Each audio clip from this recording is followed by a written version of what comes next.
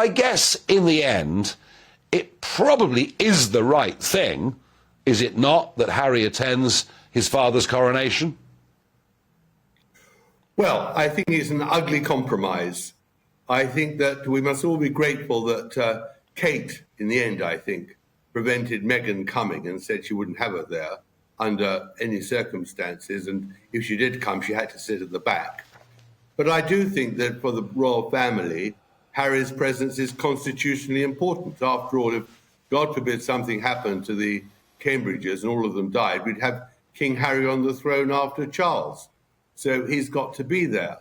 The question is what his role will be when he gets to London. And I think that the arguments over the last few days have been very much to minimise his presence in the Abbey.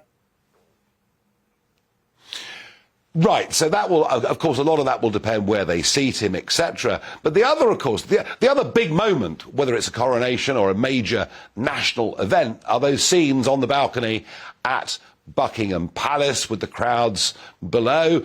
And we've been told in the run-up to this that the two of them would not be on the balcony because they weren't working royals. I wonder whether Meghan not being there makes it a bit easier for Harry to appear with the rest of his family on that balcony.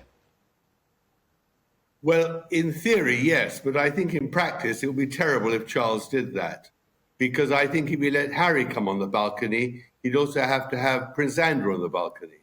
And to have two renegade princes in front of the public like that would be a very bad start to King Charles's reign. I think the coronation in the end is all about Charles.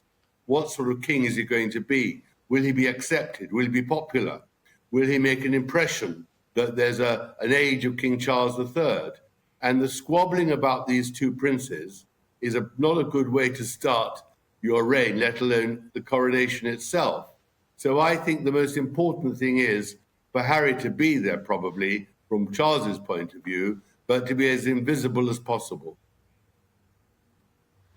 OK. And just a final thought, Tom, if I may.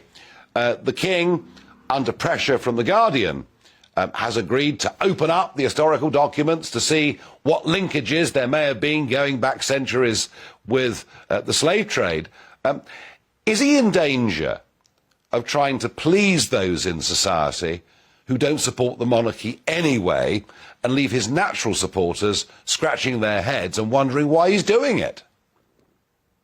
Well, I think he had no choice but to do it because he couldn't say, I will not find out what happened 300 years ago. I think the consequences of what he discovers is the really important issue, and reparations is an absolute no-no. And I don't think that Charles in any way will want to go down the path The Guardian has gone, which is to rewrite history and pretend that somehow what happened 300 years ago applies to us today. So I think politically, he had to say, yes, have a look.